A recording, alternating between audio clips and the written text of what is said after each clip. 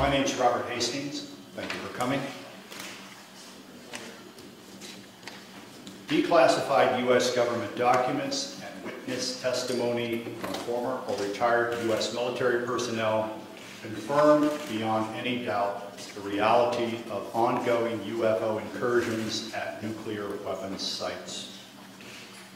When I say UFO, the witnesses have described these craft as disc-shaped, or cylindrical shape, or spherical.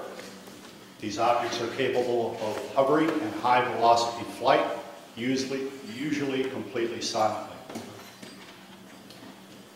Over the past 37 years, I have personally located and interviewed more than 120 of these former or retired military personnel, all of whom report UFO incidents at one or more of the following locations: nuclear missile sites, nuclear weapons storage areas, and nuclear weapons test sites in Nevada and the Pacific during the era of atomic atmospheric testing.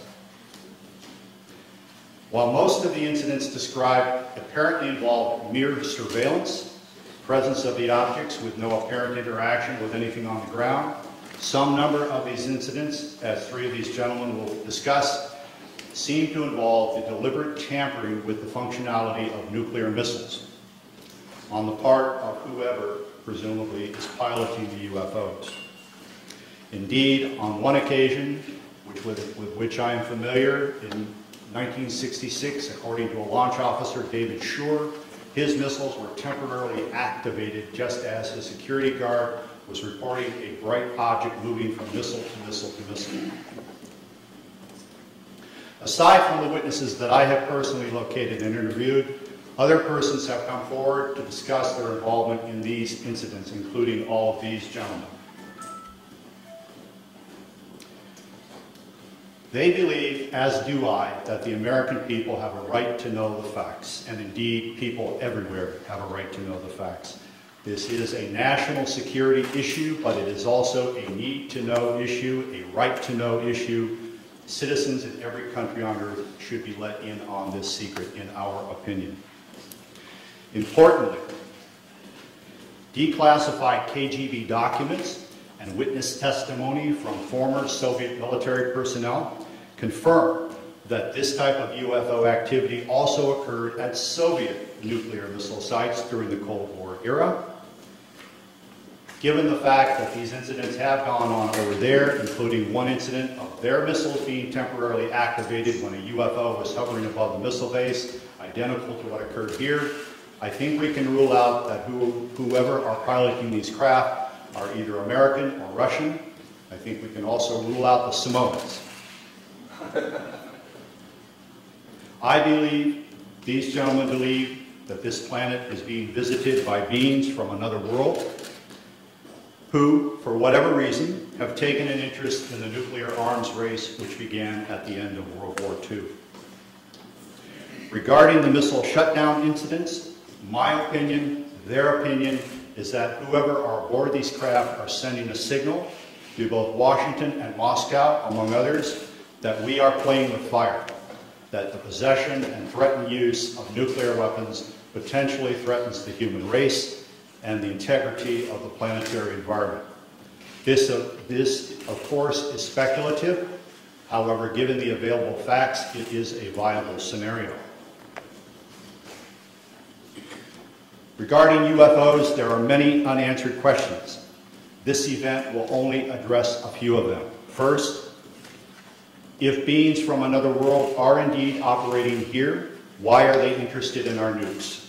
Also, what do their actions, based on the declassified documents and witness testimony, indicate about their intentions and objectives?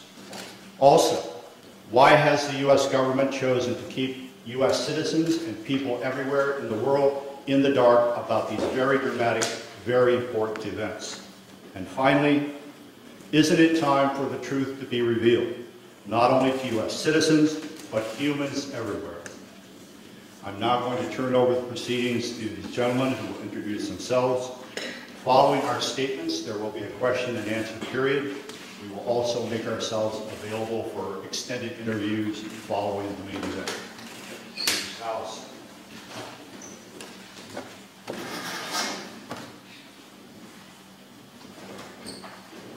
Good afternoon. My name is Robert Salas.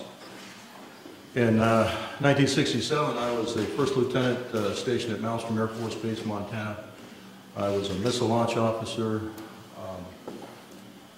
And on March 24th, 1967, I was on duty at what we call Oscar Flight.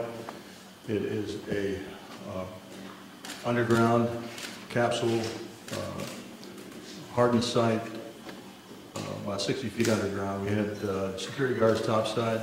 The main guard is called a flight security controller. My commander at the time was Lieutenant Fred Mywald, now retired Colonel Fred Mywald.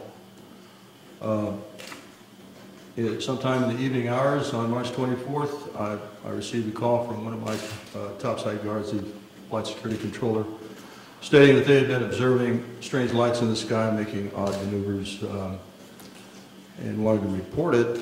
I thought it was kind of a strange report, but I took it seriously. You have to understand we were protecting nuclear weapons, and the reports we generally got were very professional. At any rate, I kind of dismissed the call. He called back about 5 minutes later. This time he was screaming into the phone saying they're looking at an object, a red glowing object hovering just above our front gate. This object was about 30 feet in diameter. He couldn't make out too much of the details of the object, only that it was pulsating, and he had all the guards out there. He was very frightened, wanted me to give him direction. I think I said something like, make sure nothing comes inside the perimeter fence. He immediately hung the phone up. I went to wake my commander, Fred Mywald, who was taking a rest break.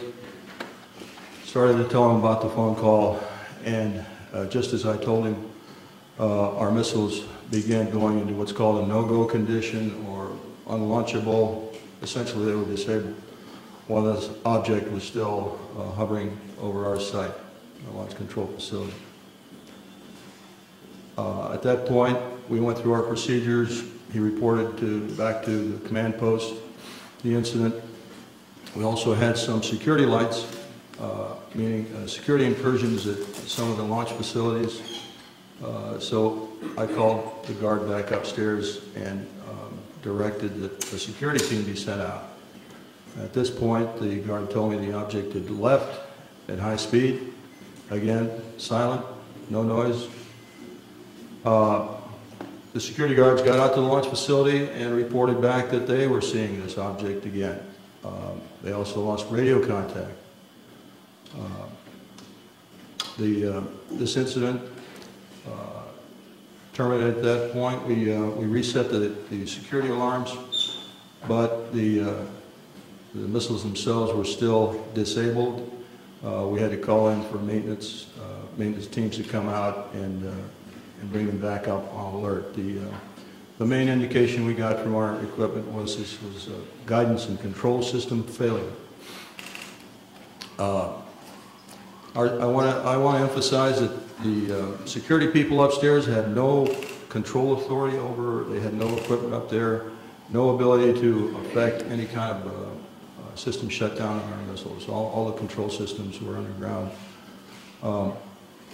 We were relieved the next morning. I reported back to the command post, the base, Malmstrom, reported to our squadron commander.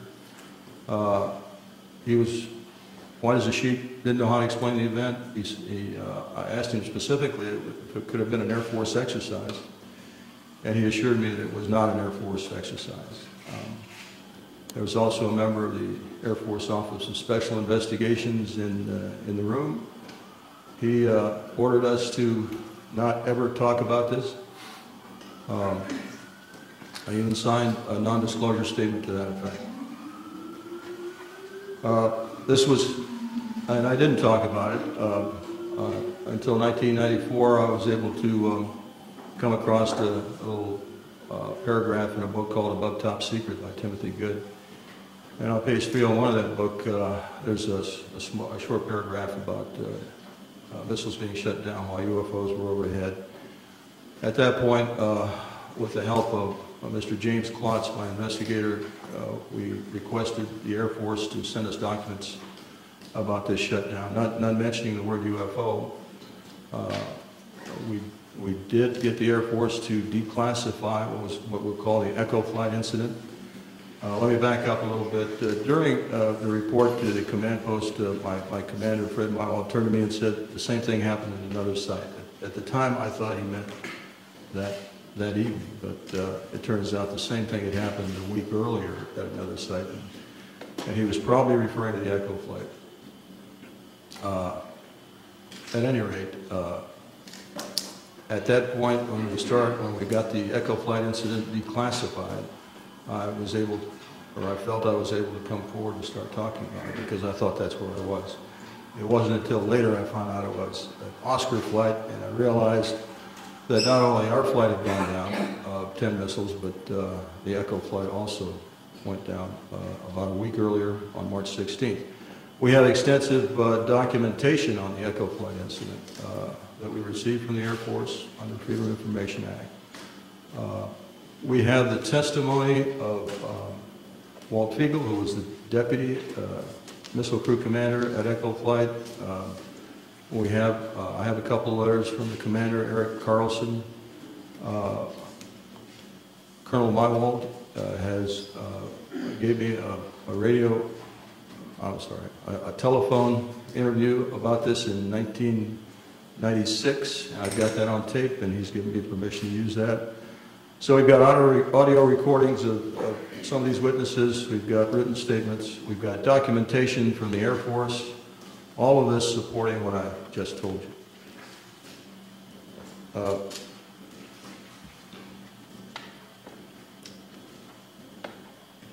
I'll have more to say a little bit later about where I think we should go from here, but right now I'll turn it over to the next speaker.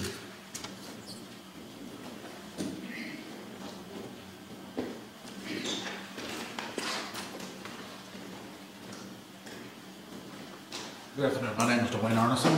I'm going to give an adjunct testimony to what Bob has already spoken about.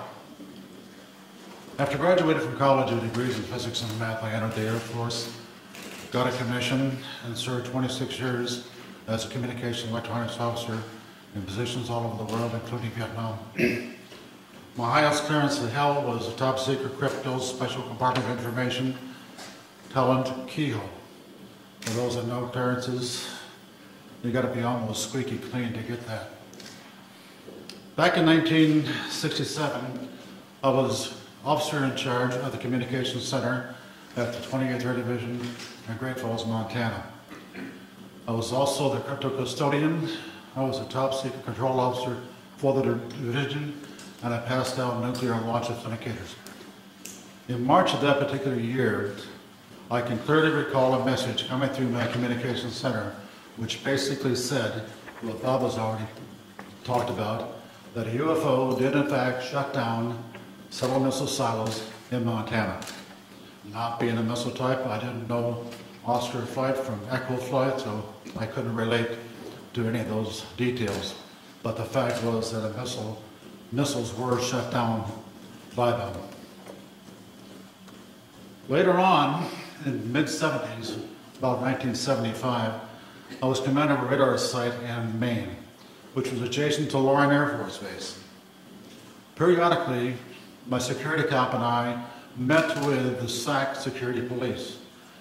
And on 2 occasions that I can recall distinctly, they told us that UFOs were seen over the nuclear weapons storage areas at Loring Air Force Base, which was a SAC bomber base, as some of you may well know.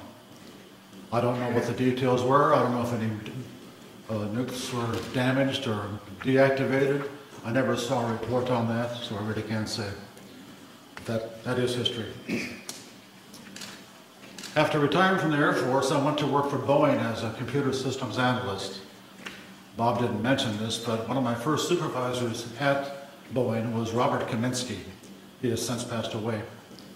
He was the engineer selected by Boeing to go out and investigate the UFOs, the missiles that were shut down. He living close by where I lived in Washington State. We got together frequently on Saturday to discuss UFOs and other topics. And he says, Arnie, those things were perfectly clean, and they did not go down by themselves.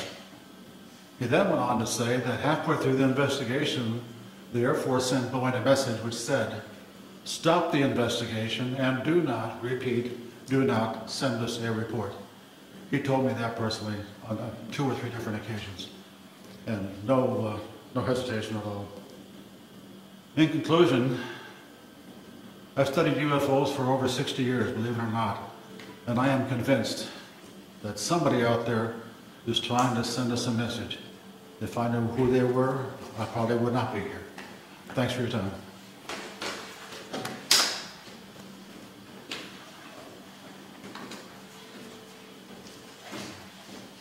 Good afternoon. My name is Robert Jameson. Between January 1965 and October of 1967, I was stationed at Malmstrom Air Force Base as a combat missile targeting team commander. Our main job was to point the missiles in the right direction. Also, we may be dispatched from time to time to a restart. In case any missile goes off alert, we have to restart it and verify the targeting data. In March of 1967, I was on alert for dispatch. And that evening, I got a call from Job Control saying a missile going down and Oscar flight, go out and restart it, which was nothing unusual up to this point. I called my team and I went down into the hangar. As soon as I got to the hangar, some acquaintances of mine approached me and says, Bob, do you know what happened? No, I don't know what happened. And he says, well, a missile, a UFO, was sighted over Lewistown, Montana, actually over Roy, Montana. Lewistown's the nearest town of any significance. But over that Roy, Montana, which is the center of Oscar flight. And when that UFO, at the same time that UFO was over there, all of Oscar flight went down. Well, that was highly unusual. I went to Job Control to verify it, and yes, they confirmed it. And I was looking at the status board they have. They have a map, the whole wing. I know that everything was green. All the lights, they have lights for the missile sites. All the lights were green except one corner, in the upper right-hand corner, was all red. All of Oscar flight was down. I mentioned to them that doesn't happen. He says, well, it happened once before, about a week before. A UFO was sighted over Echo Flight. About the same time, all missiles in Echo Flight went down. He says, other than that and this is it. It's never have happened before. Personally, I'm never aware of any 2 missiles going down at the same time, let alone 10.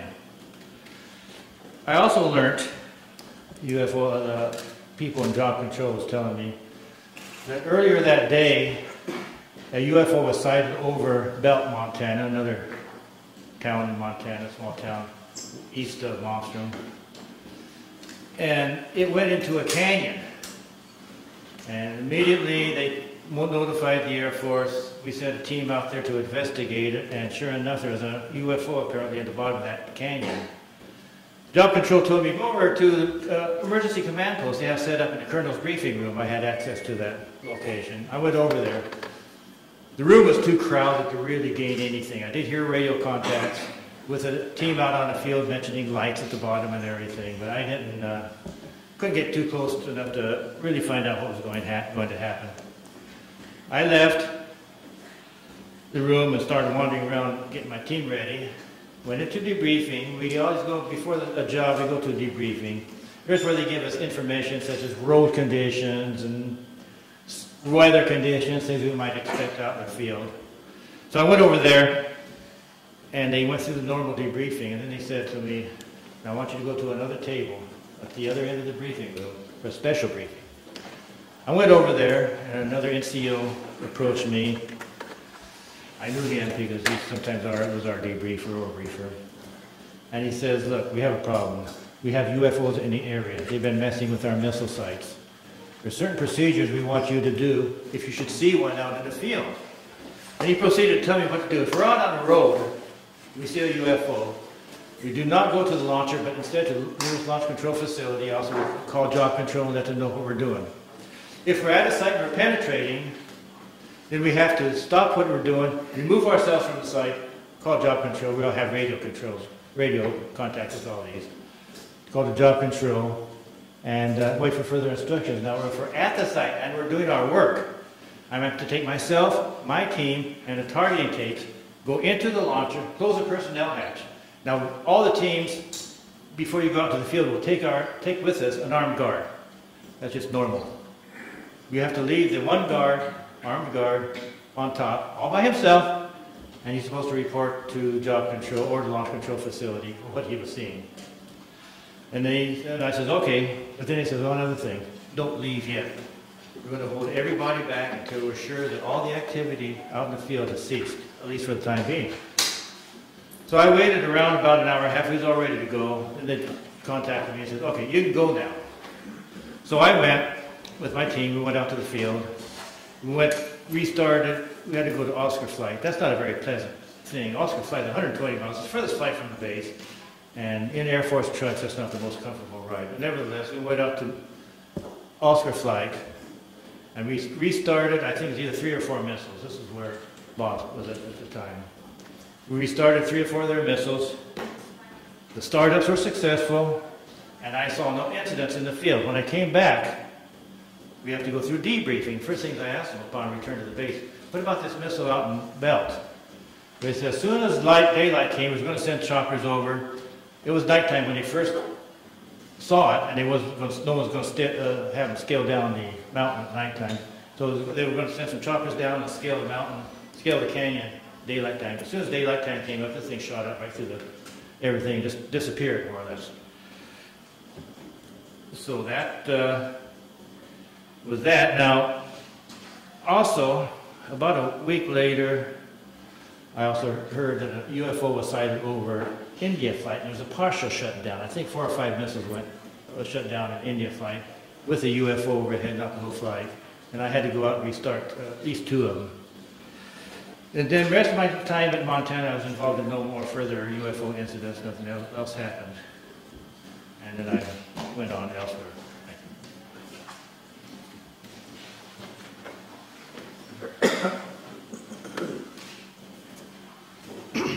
Good afternoon. My name is Charles I. Halt. I retired from the U.S. Air Force in 1991 as a colonel. During my military career, I was base commander of 2 large installations, and at the time of my retirement, I was in the Department of Defense Inspector General's office with total inspection oversight of all services and all service agencies. In 1980, I was reassigned from the Pentagon to RAF Bentwaters as a deputy base commander. At that time, Bentwaters was one of the largest tactical fighter wings in the world. We had the 2 base complexes, Woodbridge and Bentwaters in England, and 4 FOLs in Germany, and 2 additional standby bases. In December 1980, early in the morning, several of our security policemen discovered strange lights in the forest in East Anglia, just outside the back gate of RAF Woodbridge. 3 patrolmen, Sergeant Peniston, Airman Burrows, and Airman Cabanasac, actually were dispatched into the forest and approached a craft. They reported it being triangular, approximately 3 meters on a side, dark metallic in appearance with strange markings. They observed it for a period of time, and it very quickly and silently vanished at high speed. Initially, I was not aware of all the details. I was only told of strange lights, and I was sure there was a logical explanation. 2 nights later, at the family Christmas party, we were interrupted. The on-duty flight commander for the security police squadron, Lieutenant Bruce England, came and approached the base commander and I. He was white as a sheet. He said, "It's back." He said, "What's back?" He said, "The UFO." Well, we still were, I should say, non-believers at that point. Since my boss had to do the presentations, I was tasked, unfortunately, to investigate. So I went home and changed clothes. I didn't really expect to find a logical explanation. I took several security policemen with me, a disaster preparedness NCO who took a APN-27, a Geiger counter, and a camera. I also had my small cassette recorder I carried everywhere when I was on duty. I was taken to the supposed site. We found indentations approximately 1.5 inches deep, approximately 6 to 8 feet on a side, and radiation of 8 to 9 times normal background radiation. Not enough to be dangerous to somebody, but significant. We also found broken branches on the trees. While we were milling around trying to make sense of the whole thing, one of the individuals with me suddenly spotted something. Off through the forest was a bright, glowing object. The best way I can describe it, it looked like an eye. was bright red with a dark center. It appeared to be winking. It would it was shedding something like molten metal. It was dripping off it. It silently moved through the trees, avoiding any contact. It bobbed up and down, and at one point it actually approached us. We tried to get closer. It receded out into the field, beyond the forest, and silently exploded into 5 white objects. Gone. So we went out into the field looking for any evidence, because something had apparently been falling off it. We found nothing. But while we were searching around in the field, one of the people with me noticed some objects in the sky to the north. There were 3 or 4 objects in the north, brightly colored, changing from elliptical to round, and moving at very high speed and sharp angular movements as though they were doing a grid search. While we were watching them, somebody else noticed to the south there were 2 objects just sort of hovering in the sky. One object approached us at very high speed, best guess is 3,000 to 5,000 feet, somewhere in that neighborhood, stopped directly overhead and sent down a concentrated beam at our feet. It was about 1 foot in diameter. The best way I can equate it is sort of a laser beam. We stood there in awe. Was this a warning? Was this an attempt to communicate? Was this a weapon? Or just a probe? Just as suddenly as it appeared, click, it disappeared. We stood there, really concerned. About that time, we noticed the other object to the south was sending down beams, about a mile and a half away, over Woodbridge Base. We had 3 different radios with us, the police radio, the security police radio, and I had to come in net. All 3 radios were functioning. We were talking to control centers. They were constantly breaking up, and we had great difficulties communicating, but we were able to discern that on the police and security net that some of those beams were either falling into or near the weapons storage area, and there was a great deal of concern. It really bothered me at the time. Every time something of significance happened that night, I kind of clicked on my little tape recorder and recorded it so I'd have a record of it for the next day. Unbeknownst to me, a copy of that was released by one of my co-workers several years later, and hence there was a lot of publicity. My superiors at the time were informed what happened. I briefed my boss. I played the tape for him. He listened intently. He was aware of the incident because he was monitoring the night before on the radio. He and several others were. He took the tape to the 3rd Air Force staff meeting the following Wednesday. 3rd Air Force was the Air Force headquarters at that time in England. Played it for General Basie, the commander and staff. They all sat silently. The decision was, it happened off the base, so it's a British affair. In other words, they were loath to get involved. So my boss came back and threw me the tape recorder, and I said, well, what do we do, boss? He said, get with Squadron Leader Moreland, who was the British liaison officer, and do a report. It's their problem, not ours. Gosh, here I am kind of caught in the middle, and I'm a junior guy here. Whoa, why did I ever get involved? Well, Squadron Leader Moreland was on vacation in Wales at the time. He came back, and he was quite upset that he was in the middle of the thing, too. So he said, well, write a memo. So I wrote a, I shall call it, cleaned up memo, just kind of unexplained lights, just to kind of tickle get them to come out and investigate and look into the thing. Well, gave it to Moreland. Unbeknownst to me, Moreland sent a copy to his superior at 3rd Air Force. I didn't know that at the time. The copy to MOD was apparently buried in the files. Days turned into weeks, and weeks turned into months, and I almost forgot about the incident, to be honest with you. Gave up. Several years later, one of my co-workers was playing a copy of my tape at cocktail parties and caught somebody's ear. Somebody started asking questions, and he said, oh, Holt wrote a memo. The next thing we know, there was a Freedom of Information request came into Bentwaters. Of course, there was no official copy. We didn't have word processors in those days. We used typing manifolds in the old typewriters. We were just transitioning. And the only copy was an onion skin that I had in my desk. So my boss went back and said, there's no official record of it. Well, somebody else found out the 3rd Air Force had a copy. Well, Pete Bent, a good personal friend of mine, was the acting 3rd Air Force commander, called me and he said, hey, Chuck, I've got a copy of this memo. We're going to have to release it. I said, please, burn it. Your life and mine will never be the same. You and I don't need this. Well, need I say more? The tape came out, unbeknownst to me. The memo came out, and a lot of publicity. But the event certainly happened. Now, some things have happened since then. I was very innocent at the time and believed what I was told. I asked the OSI if they had an interest, and I was told, oh, no, not at all. Wrong. I found out later that the airmen were, how shall I say, pretty harshly interrogated that were involved. I have never been debriefed. I also found out later that the tower operator, both the tower operators at Bentwaters saw an object and picked it up on their Bright 2 radar and watched it I found out that the tower operator in the weapons storage area actually saw something, as did a command who was working there, and saw it go down into the forest near us. And also several other people around the base saw it. It's kind of interesting. What did we see? I have no idea what we saw that night. I do know it was under intelligent control, and in my personal opinion, it was either from another dimension or extraterrestrial.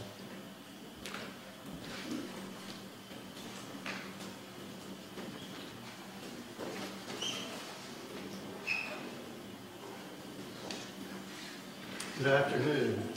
My name is Jerome Nelson. From 1962 to 1965, I was an Atlas F ICBM Deputy Missile Combat Group Commander, assigned to the 579th Strategic Missile Squadron in Roswell, New Mexico.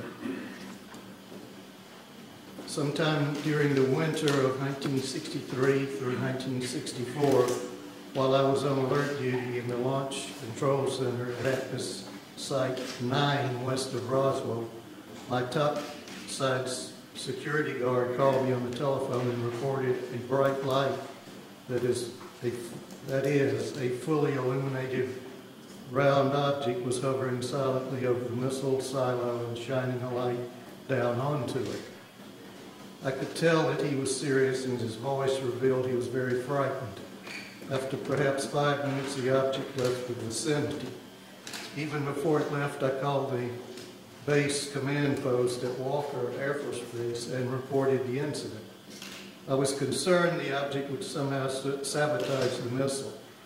I was surprised by the response I received, being told that the command post would take on the unauthorized excursion under advisement. I was never debriefed by my commander or anyone else, which I found quite puzzling and frustrating. Over the next month or so, this type of incident occurred several more times while I was on duty at Site 9. I would estimate the total number as more than 3, but fewer than 10. On each occasion, I would call the command post, but each time my report was met with the same apparent indifference.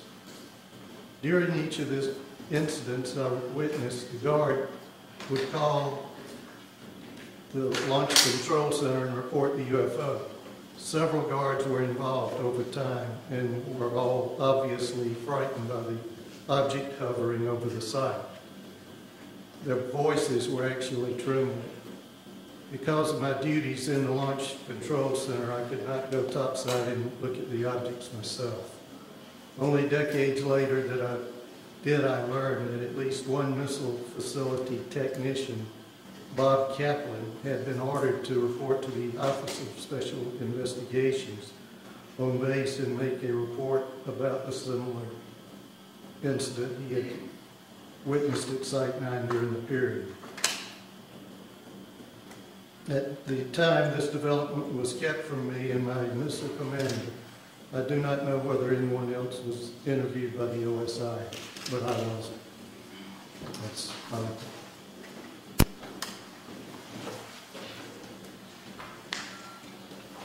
Well, good afternoon, ladies and gentlemen. My name is Patrick McDonough, and I'm here today to relate an experience that happened to me in September of 1966. That's 44 years ago. But that experience was so significant, it was basically burned in my memory. I haven't forgotten about it at all. But I am getting older, and I did want to put this experience and relate it on the record. A little background on me: I had enlisted in the Air Force in Berkeley, California, in the first week of November 1962. At the onset of the Cuban Missile Crisis, it was going on. Felt patriotic. And up to that time, I had been studying engineering in college. I had 3 years of engineering. And the Air Force, considering my background, trained me to be a geodetic surveyor. And I was assigned to 1381st Geodetic Survey Squadron in Orlando, Florida. We basically, in 1965, we moved to Warren Air Force Base in Wyoming. On average, I would spend 9-10 months a year on temporary duty, surveying for latitude and longitude at our missile sites and aircraft bases for positioning missile and aircraft guidance systems. Basically, the squadron's mission was to provide precise geographical coordinates for a missile or an aircraft inertial guidance system so that the missile or aircraft would know exactly precisely where it was at when it takes off, while the intelligence agencies would provide the targeting information. In early September of 1966, myself and two other airmen, Airman First Class Al Kramer and a Airman Third Class Charlie Coates, we were temporarily assigned to Malmstrom Air Force Base and were ordered to provide or perform the initial geodetic surveys for the last 50 missile sites there. There already was 150 Minuteman I sites, and we were putting in the last 50 for the wing. And basically, we were assigned to the Site Activation Task Force, they called SATAF. It was a Boeing, really, the prime contractor. We were given a government truck, no radio, anything in it. I was the chief of party, I was the observer on our small three-man team. Al was the recorder, Charlie was, we were trying to train him both in observing and recording. We normally would arrive at a missile site at about in early evening. We'd set up our instruments. Basically what I was doing was the star observation to provide precise latitude and longitude. On the night of this incident that happened, we were completing a series of what we call celestial astro-azimuth observations southeast of Conrad. And I was doing the observing, Al was recording, and Charlie was assisting Al with the chronometer on the time hacks as I tipped on Polaris. The unusual thing about this missile site I was at was that the blast hatch of the silo was open. And that was very unusual. Normally when I'd go to these missile sites, even though they were not activated yet with a missile, they were always closed. The monoliths were there. We do 4 monoliths and do a precise quadrangle. And the work we did was very precise. It involved a lot of, it's basically all using star shots. And so here's a site that we arrived at, and the blast hatch is open. And we're nearing completion of the star observations. We had been to the other 3 monoliths, and I was at the monolith at the next to the hatch. And it was probably about 1:30, and a unidentified flying object came from the north and stopped right over us. I would say it was well, probably about altitude of 300 feet or so, maybe a little higher. It's a little hard to tell in the dark. It was round. It had, I would estimate its diameter at about 50 feet, kind of like a pretty large, you know, like a wingspan of a B-52, something in that range. It's pretty large.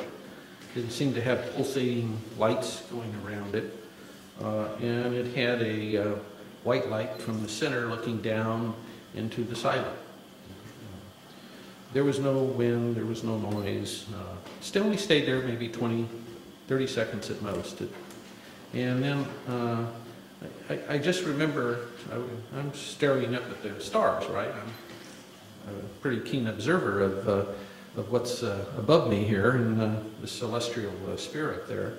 And I just said to myself, what if this thing beams us up and takes us off to some distant place and never return to Earth again? I mean, this is going through my head here while this thing's above me. And then from this dead stop, it shoots off to the east, just like now you see it, now you don't. It just, choo. So after this UFO departs, I grabbed my instrument and jumped in the truck behind the steering wheel, and off we went. And we were about to be there if it came back.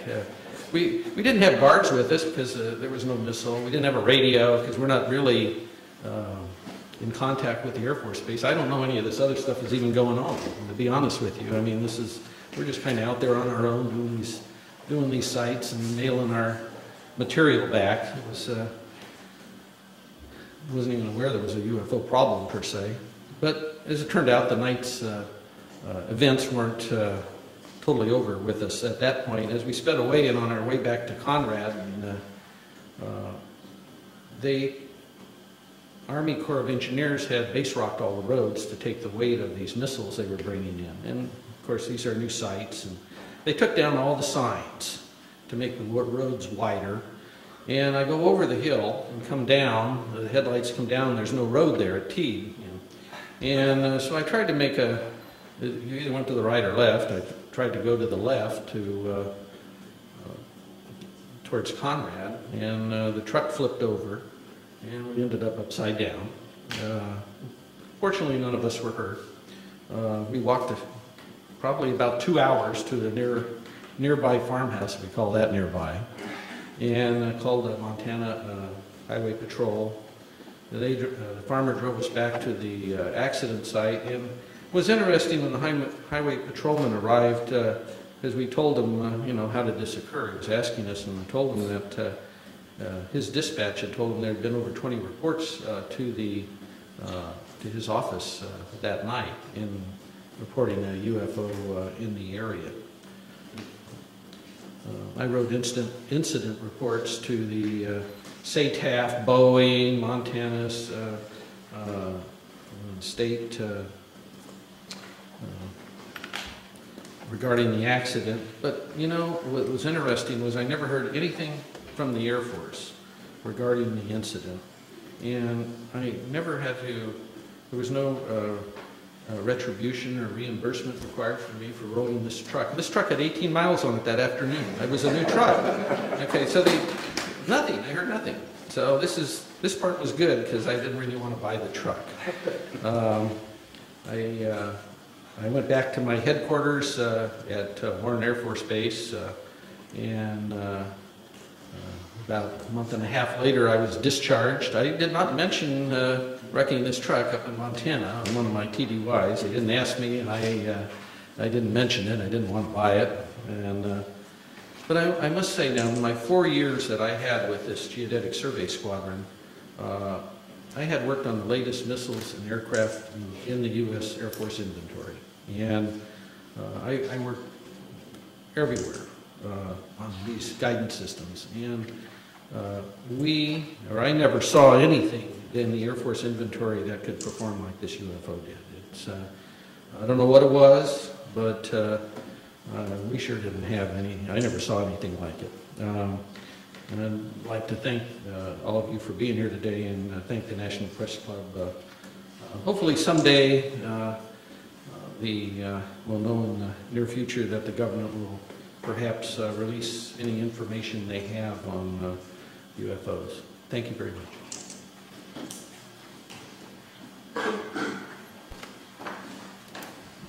Hello, everybody. I'm Bruce Fenstermeyer. I don't have any exciting stories like rolling a truck with 18 miles on it. From 1974 to 1976, I was a combat crew commander and a captain in the Air Force, stationed at F.E. Warren Air Force Base at the 400th SMS, assigned to roaming flight. In the fall of '76, my deputy, who I'll call Sam because he's not giving me permission to release his name, we were on alert, trying to stay awake. We were listening to the conversation between the flight security controller of the topside NCO and the strategic alert team, the security alert team, the SAT. Kind of that was one way to stay alert, because the SAC duty is moments of terror with hours of boredom. And suddenly we heard the FSC call the SAT team and say, stop the vehicle. Get out of the vehicle and look around. I didn't tell them where to look or anything. And Sam and I looked at each other, and then said, what do you see? He said, oh, I don't see anything. I don't see anything. Holy bleep. I do see a white pulsating light in the sky. It's maybe 7 or 8 miles away. The FSC asked where it was. He said it's to the north. He said it's pretty close to where the launch control facility is. So my deputy and I did a double take. We called upstairs, and we said, what's going on? He said, you're not going to believe this, Captain, but right above us, there's a huge white thing, pulsating light above us, and I had to call them to make sure I wasn't seeing anything. Upon prodding, he told us it was shaped like a fat cigar. I think he said a pregnant cigar. White pulsating light. Between the pulsations, he saw red and blue lights. It was silent, because I prodded him saying, is it something for a helicopter? He said, no, it's very silent. We're talking to him for several minutes, and he says it's starting to move away along our access route. So we hung up. My deputy and I say, what do? We got to report this. He calls down, the FSC calls down shortly and says it's over one of our launch facilities, the missile silos, and it was the closest one along the access route. So I ordered the SAT team to go to that site. And they called in through the FSC, so they had to go back for batteries. And they were a little slow getting out, so I was kind of ordering them, come on, get going. And at the same time, we contacted SAC command post at FE Warren. And NCO answered, and we told him the story, and he laughed and said, when it eats the SAT team, call me back. So the SAT team never got to that LF. It silently moved again to another launch facility. We called the SAT team 3 or 4 times. I'm sorry, we called command post 3 or 4 times. The last time, and we got the same nonchalant attitude. The last time I said, are you logging this? And they said, no. So I said, give me the officer in charge. And he said, well, he's busy. I said, well, either give me the officer in charge, or I'm going to wake up the base commander, the squadron commander, because there's something going on, something's messing with my LFs. They were mine for that period. So the officer came on, and I said, you need to log this or I'll wake everybody up. He said he would. He called us, his NCO, a different NCO, called us back a few minutes later, took the log of what had happened in the timing sequence. So it went to another LF. The SAT team had to come back for gas. Then it said it had car trouble. It could only go 5 miles an hour. So, long story short, after several, about an hour and a half, the flight security controller said he could see it over another launch facility still down the road. And then he said it suddenly and silently just went away up to star size and then disappeared. So that was it. It was an exciting rest of the tour. The next day we were relieved by another crew to go back home.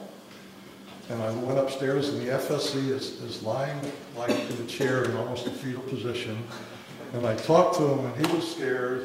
He said, I can't sleep. I can't get that thing out of my mind. And I said, what the heck was with the SAT team? He said, both my deputy and I were prior service. So we got along well with the enlisted guys.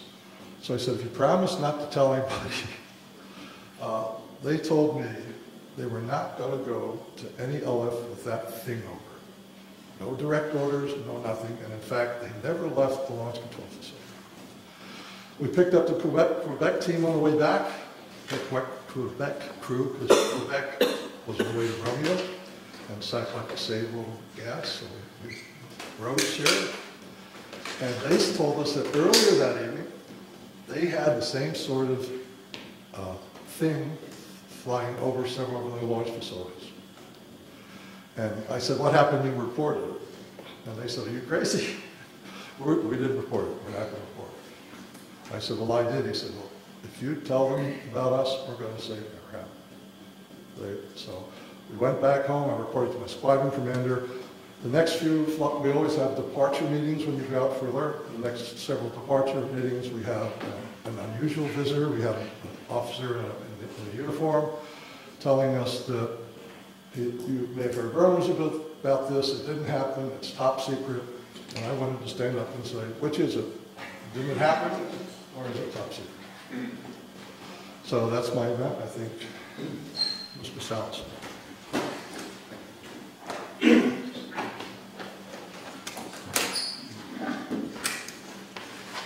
What you have heard here today is evidence of a phenomenon.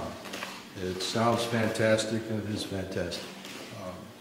We presented this evidence in the public interest of local government. Our signatures on affidavits in the press kit that you have attest to the truth of our statements. Our evidence is now public domain. The real question is, what is the public going to do with it? This testimony. It has been a general practice of the media to scoff at these kinds of stories, make light of such testimony. We can only ask that you take the time to give some serious consideration, not only to our statements, but to the statements of other witnesses out there who have similar incidents. There is also documentary evidence that helps support what we have said. We hope you'll take the time to at least take a look at those, research this a little bit, and if you do, I think you'll come to the same conclusions that we have. That is that the UFO phenomenon is real, not imaginary. There's current excessive secrecy in our government surrounding this phenomenon. Unknown aerial objects have in fact been observed over many of our nuclear weapons bases and other nuclear facilities, and in some cases the appearance of these objects coincided with compromising the operational readiness of our nuclear weapons. Although each of us might have different opinions about the meaning and intent of these incidents, I think we can all agree that the tampering with nuclear weapons is a national security concern. This is Air Force official policy on UFOs. This is dated 2005, but I believe it is current policy. I'll just read one part of it. It says, no UFO reported, investigated, and evaluated by the Air Force was ever an indication of threat to our national security. That is clearly misleading. It is false based on our testimonies. This statement, the decision to discontinue UFO investigations was based on an evaluation report prepared by the University of Colorado in 1969. I believe this was the infamous Condon Committee study. There is substantial evidence to show that study was superficial and biased. In particular, the Echo and Oscar incidents I spoke about were never investigated by the Condon Committee, even though their principal investigator was well aware of these incidents. Obviously, the testimony given here today conflicts directly with that Air Force policy statement. We ask that our government answer to the public about the obvious discrepancy between our testimony and that of the current statement. Indeed, we demand an answer based on the foundation of our democracy that says, and I want to paraphrase Franklin Delano Roosevelt, President Roosevelt, the people should be strong enough and well enough informed to maintain the sovereign control over its government. Finally, I want to say, I think I speak for every one of us here, I have the utmost respect for all the men and women in the U.S. Air Force. I graduated from the Air Force Academy. I thoroughly enjoyed being part of the Air Force, and I was honored to serve my country in that way. Our disagreement and challenge to the Air Force has nothing to do with the people of the Air Force. It has to do with official Air Force policy. And I think they are deliberately withholding the facts, not just in what you've heard here, but continuously since 1969. And by doing so, they're not allowing the people of this country to engage in the decisions regarding events that are clearly national security issues and concern to all of us. We're simply asking for the truth. Thank you for your attention. At this time, we're going to take questions. Mr. Hastings will take it from here. If you would go to the microphone over here and tell us what media you represent. Thank you. When you ask a question, I would ask first that you identify yourself and your organization, and then direct your question perhaps to a specific individual. That person will have to find his way to the mic, so there'll be a bit of delay. Pat McHugh, the Daily Trojan, University of Southern California. We just did a big event here and LucasArts, Mr. George Lucas himself.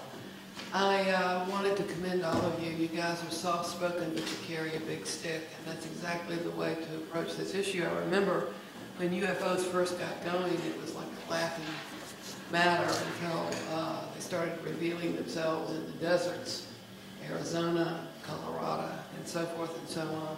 I'm standing up here not only because if I'm a resource to anybody, if LucasArts is, please let me know, and I'm glad to do whatever I can to help you. As well, I wanted to point out that my friend Charles Stone back here is something of a real authority on UFOs. He does quite extensive work on websites and all, and is a real authority if you need some questions answered. That's it. Hello, Jeff Schogel with Stars and Stripes. Two quick questions. Mr. Hastings, you had mentioned that this is an ongoing phenomenon.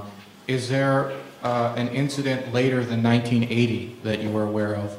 And then also, are there any testimonies here today that are new that have not yet been documented or been in the public domain? This is a cross-section of the witnesses who've come forward. The latest incident involving nuclear missiles was at Malmstrom Air Force Base in 2007. However, the person is still active duty Air Force. I'm not going to elaborate on that until that person is separated from the Air Force. Another incident occurred at the Nellis Air Force Base, Nevada, Area 2 weapons storage area.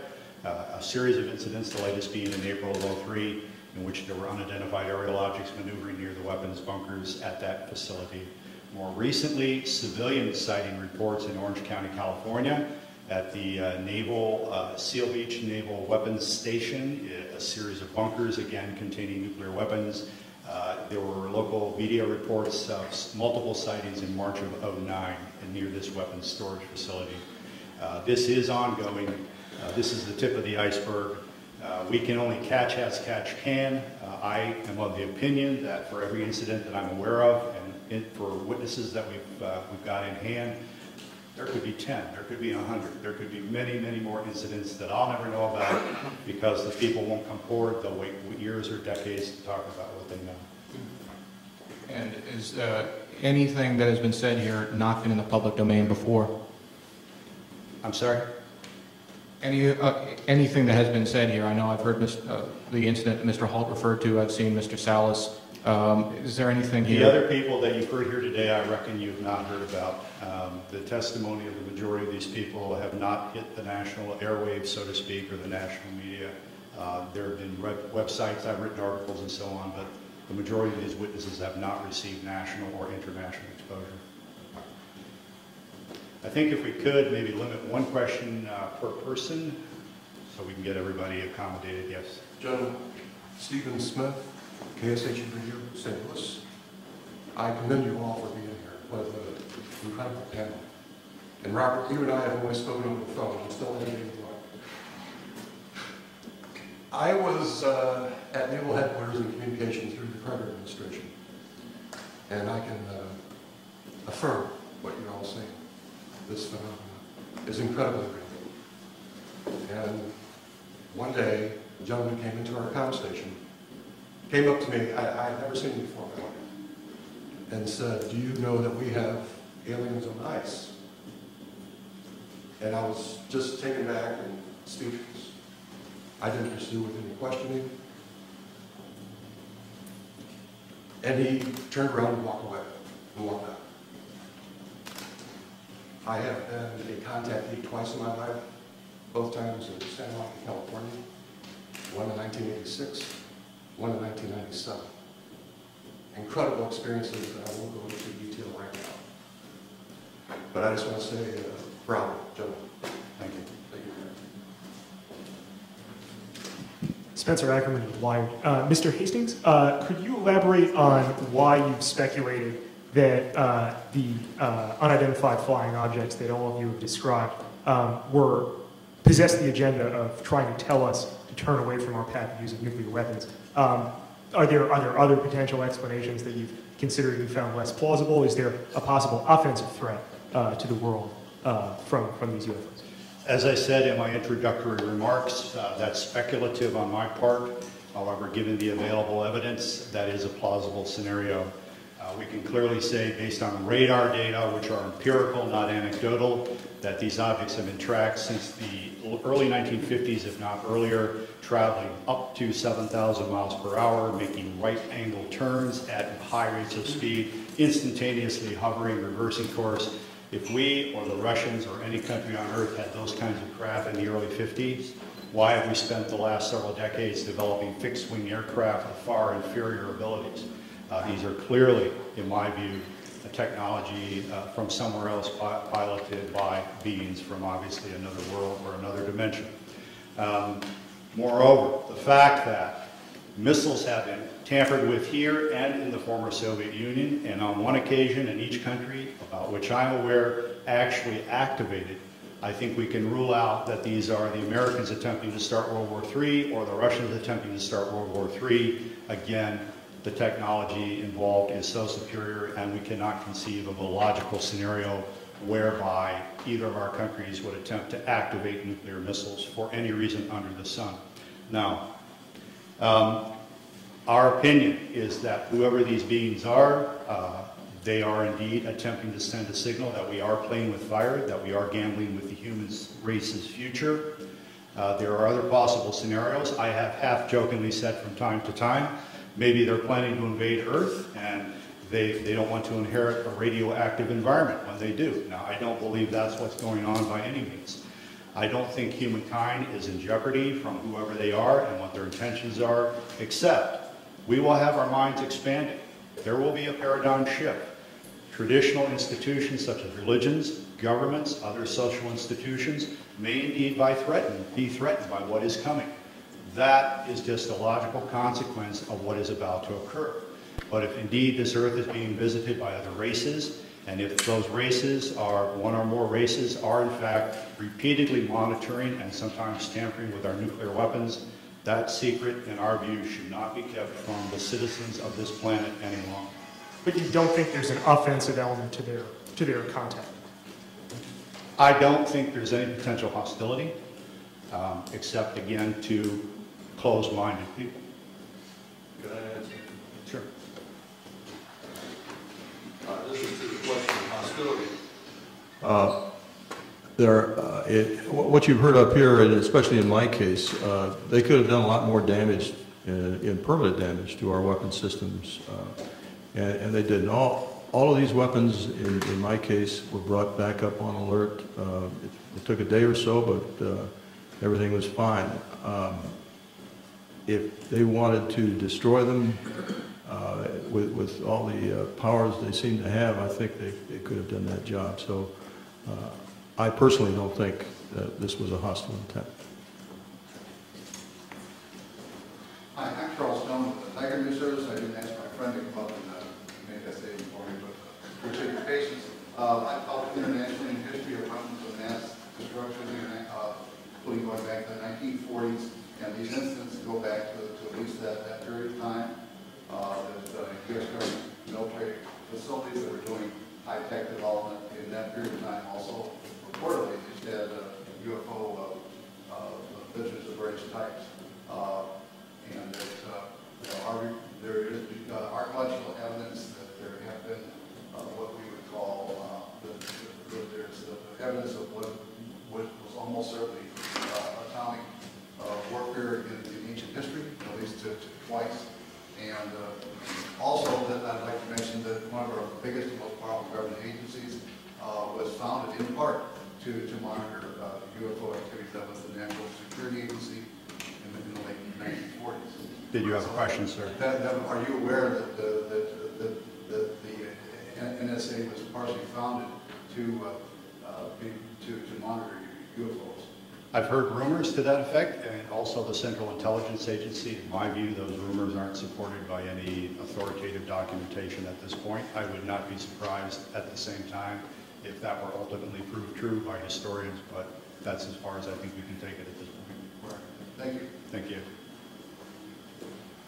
Hi, my name is John Kelly. I'm a columnist at the Washington Post. Colonel Hall, you mentioned that when you went out you had a cassette recorder, a Geiger counter, you said a camera? Camera, 35 millimeter camera. First of all, did you take any photographs? And second, how does a cassette tape made by you, presumably for official purposes, end up at a cocktail party entertaining guests? Okay, 2 questions. Let me answer the first one. The disaster preparedness individual I took along, Tech Sergeant Monroe Nevels, also worked for the base newspaper part-time. He was a professional photographer on the side, had a degree in photography, had his own darkroom. In fact, when he left the base, we had serious problems because he painted one of his rooms with flat black paint. We had to redo the paint about 4 or 5 times. He took numerous pictures of the indentations, pictures of the broken branches. He tried to take pictures of the objects in the sky. He took the film back home, and it all came out fogged. Unfortunately. Now, he did it in his own darkroom. I used to have a darkroom and dabble in photography too. He could have done it himself. It could have been a radiation, which I have doubts about, or something could have happened that we don't know about. But anyhow, the film all came out fogged. Sergeant Pennison had a camera. It was not uncommon for the security police on the perimeter to carry cameras because the British have a lot of, we call them bird watchers, people that catch tail numbers and follow the history of airplanes and climb over the fence from time to time. Not to do any damage or any harm, but curiosity and try and get close. It's part of a game. So we would, if they did that, we would photograph them inside the fence and turn them over to the British police. Sergeant Pennison took his film to the photo lab and turned it in, and they told him it disappeared. I can't answer that. The other question, what was the other question you asked about the? So did you personally have a camera that were taking? I did not. I had the micro cassette recorder. We, keep in mind, we were just in a process of transitioning to word processors in those days, still using the typewriter. Our secretaries were very resistant to getting involved in modern technology. And so what I would do, I carried one in my pocket, a little linear, and we had the big linear machine in the office. And when I went around the base, I'd note, you know, the fence is damaged here, this needs to be painted, whatever was going on. And I'd come back and give her the tape, and she'd type it up for the staff meeting the following week. So I just thought, well, I'll take the tape recorder along because I don't want to take notes. It's cold and windy, dark. So I took the tape recorder along. It was a little micro cassette one, little tiny ones. I still have it, by the way. I came back, and after the tape was played at 3rd Air Force, and I played for Squadron Leader Moreland and several other people, Ted Conrad, my boss, said, say, make me a copy. So I made him a copy. He put it in the desk drawer, in his desk drawer. He moved on and was replaced. And the gentleman that replaced him thought it was hilarious to play the tape. I didn't know this at the time at cocktail parties. So he was playing a copy. A copy of that copy somehow or other got to a gentleman by the name of Harry Harris, a British barrister or lawyer. Harry was an amateur ufologist. He and a guy by the name of Mike Sachs. I traced this down years later. And a couple of ladies named Brenda Butler, Dot Street, and Jenny Randalls, who were writing a book at that time, all got involved, and my tape got out into the public domain, a copy of my tape. What's on the internet now is probably a 5th, 6th, or 7th generation, but it's out there. So does that answer your question? Thank you. Let me interject that Robert Jameson, the missile targeting officer from Malmstrom in '67, does need to catch a plane, and so if anyone wants to direct a question to him, you'll need to do it in the near term here. Hi, Ledge King with Connect, Washington Bureau. 3 questions, 2 of which can be answered by raising a hand. The first is, have any of you been contacted in the last month, I guess, whenever this event was being planned, by a government official telling you not to show up or trying to dissuade you? Any of them? Any of you? No. Second question is, Mr. Hastings alludes to the fact that there's a message being sent here that we ought to get rid of nukes. How many of you subscribe to that theory? The theory that you support getting rid of nukes, first of all. I don't think he said that.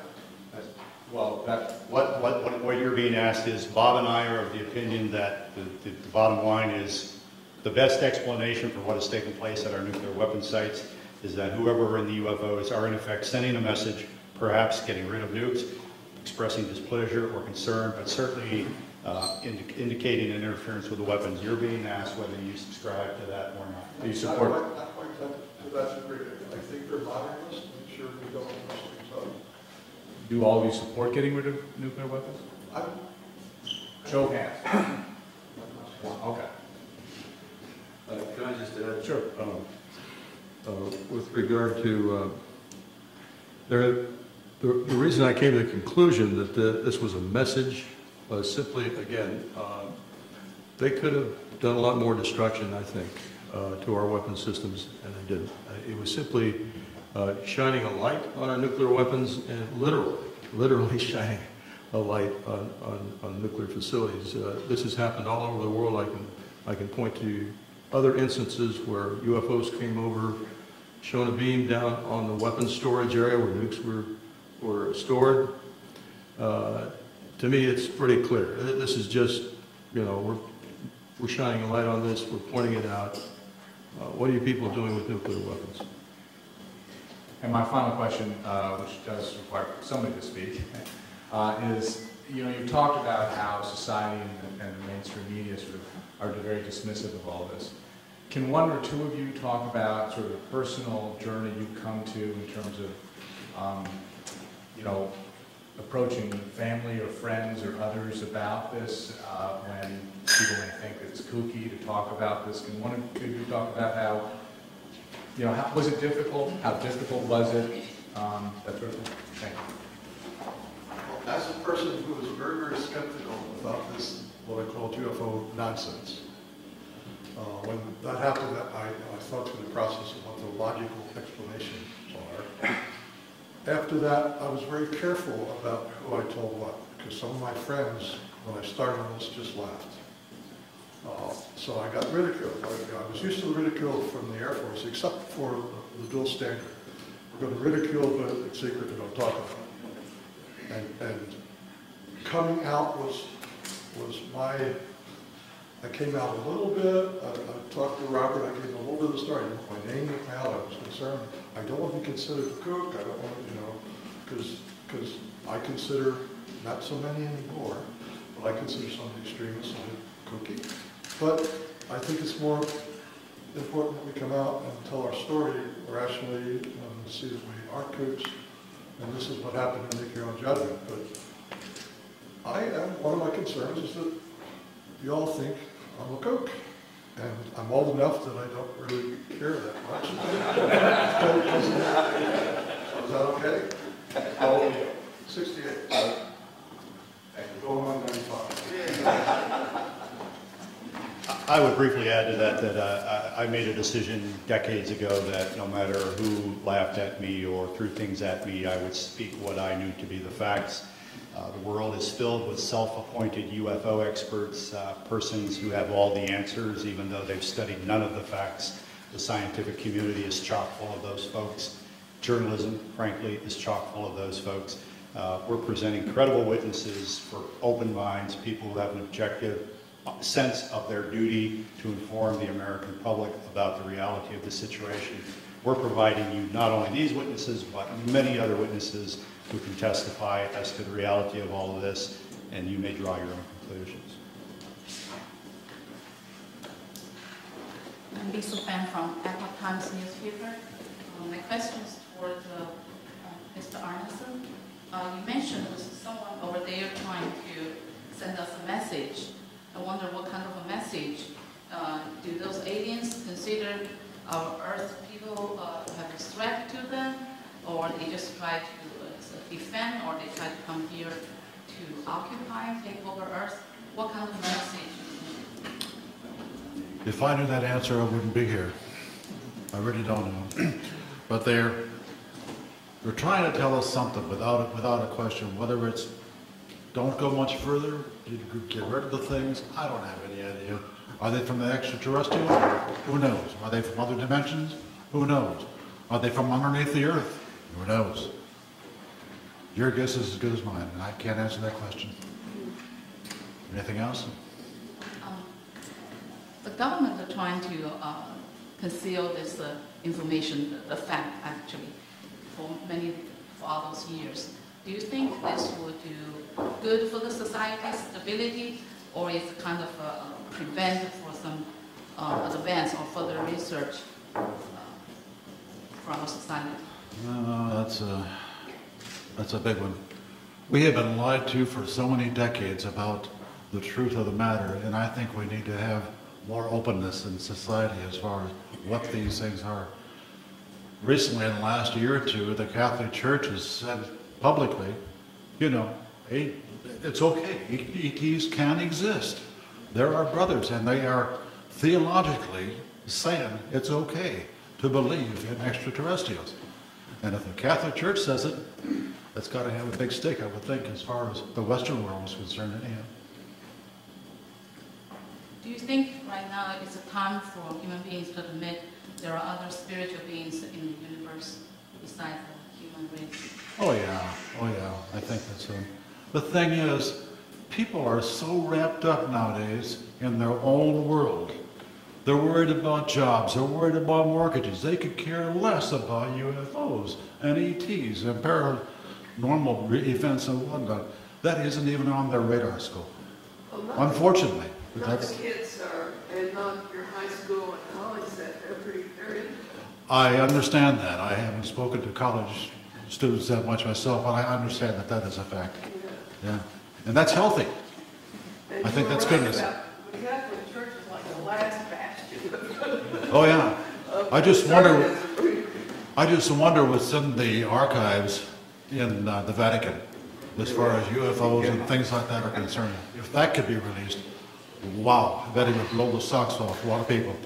That'd be interesting. Hey, let's just write the Pope. Let's write it. Okay. Let me. You asked what would the potential changes be for society, would this be good? Let me briefly summarize and say, in 1975, a former CIA official, Victor Marchetti, wrote a best-selling book called The CIA and Cult of Intelligence. The CIA took him to the Supreme Court to attempt to block publication of that book. Ultimately, a redacted version of it was released. It was the first book in American history to be censored by the U.S. government. The same Victor Marchetti, in 1979, wrote an article for Second Look magazine. The title, I believe, was How the CIA Views the UFO Phenomenon.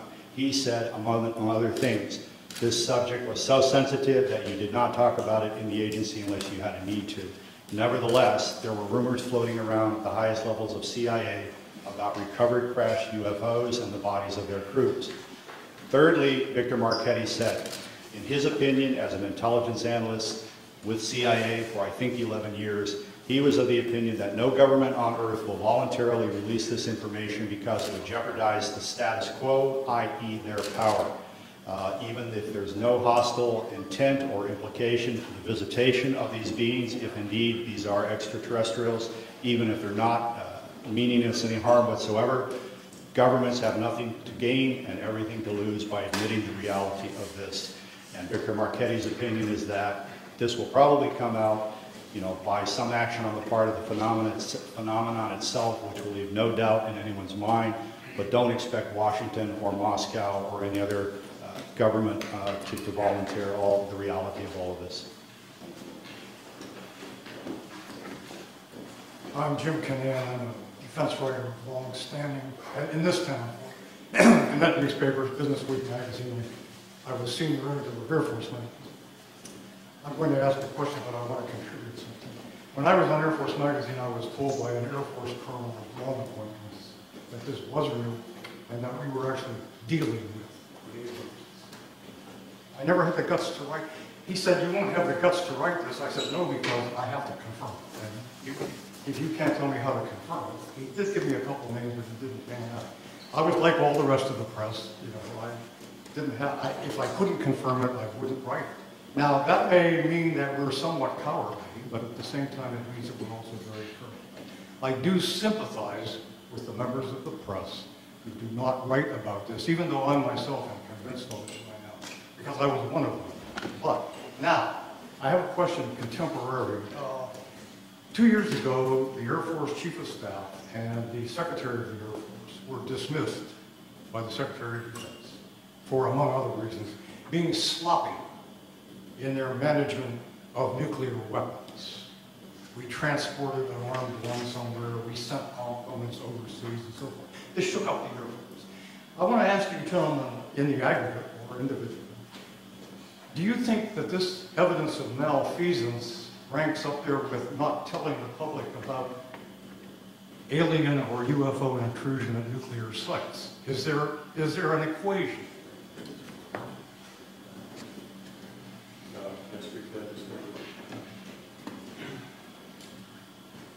I don't know about ranking, but it points out the dangers of nuclear weapons. The fact that these accidents have occurred, serious accidents with nuclear weapons, and it just points out to how dangerous it is that we have them. I don't know how to compare that with the cover-up. I'd have done an analysis of the cover-up, and I'd be glad to give it to any of you guys that are interested. But I think it's related in the fact that the cover-up of the fact that the UFOs did intercede with our nuclear weapons is extremely important. May I add something?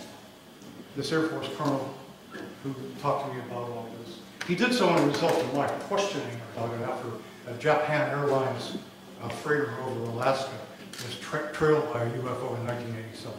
I called all over Elmendorf, FAA, the Pentagon. And then I was approached by this colonel, whom I had known, who said, I understand you're interested in UFOs. And I said, well, I have something to tell you. And since he had known me a long time, that's why he got into this. It was no great enterprise on my part, and I still don't know what to believe. But would you comment on, he also said, though, that we have a lot of misconceptions about what they are here for. He said they basically don't give a damn. They don't care what we do. They're here for their own purposes. And that any notion that they should land and say, take us to your leader, boggles the imagination because they don't care about that kind of thing.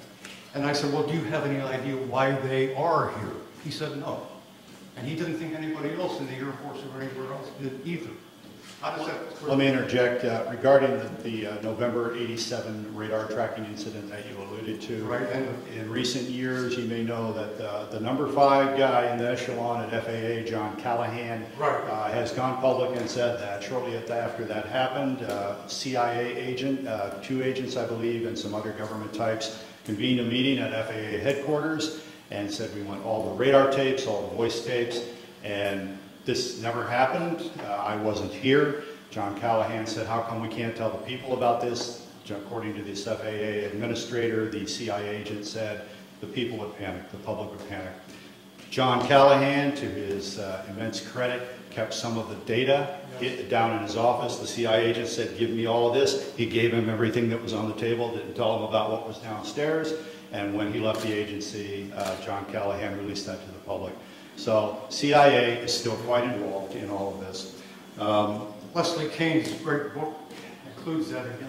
I think regarding, well, to follow up on the other part of your question about, what are they up to, why are they here, and so on. No one knows. Maybe the people at the CIA and the Pentagon and the Kremlin don't even know. However, these very simplistic scenarios of if they're real and they're here, why don't they land on the White House lawn? Well, if they're anthropologists and this is a classroom experiment, you don't interject yourself into the experiment you observe. Or an alternate scenario, if this backwards planet is on the verge of a nuclear holocaust, maybe on a limited basis you intervene in a way that the Pentagon knows what's going on, the Kremlin knows what's going on, except for troublemakers like us, the public at large in either country does not know what's going on. So in effect, you send a signal, in my opinion, to governments about nuclear weapons without alarming the general populace. The late Dr. G. Allen Hynek, who was a UFO skeptic, he worked for Project Blue Book. For so many years, he eventually believed, I've been wrong, science has been wrong, these are real, and we should check into it. When asked why, the aliens, if that's who they are, do not visit us, he said, a zoo is a nice place to visit, but you don't communicate with the lizards. So, there's any number of plausible scenarios to explain why we have not had open contact. I am of the opinion that whoever they are have enough sense to know that if they interject themselves into our reality in one fell swoop, there could be very dire repercussions. Whereas, on the other hand, if they engage in an on-again, off-again cat-and-mouse behavior that allows a slow psychological conditioning of humankind to the reality and the presence of themselves, then when open contact, if that indeed is in the cards, occurs, there will be far less trauma. Thank you. I wasn't meaning to contest your point of view, by the way, merely pointing out what I heard. It's all right. Michael Rank from Lancaster County. Al and I came down this afternoon, and we were talking about the fact that we are now able to combine human and non-human genetic materials by our medical sciences. And I don't know whether any of you have had a chance to read Professor Jacobs' book, The Threat. He's a tenured professor at Temple University, and he has been doing regression therapy with abductees for years, and he has quite a body of knowledge there. One of my reasons for asking this is, being an old district attorney, the definition of murder is the unlawful killing of another human being, but nowhere does it say, does it have to be 100% human? Can it be 1% human? I'm waiting for somebody to play that card. I'm out of the business now, but that might be fun. The other issue is the toadies in government who are following their orders to lose the files in Freedom of Information Acts, I think might take a totally different view as to their attempt to preserve their jobs if they realize that there might be an argument made that there's a First Amendment violation by suppressing the truth about these things that have been found and seen and so forth. The suppression works to favor certain religions versus other religions. Thank you.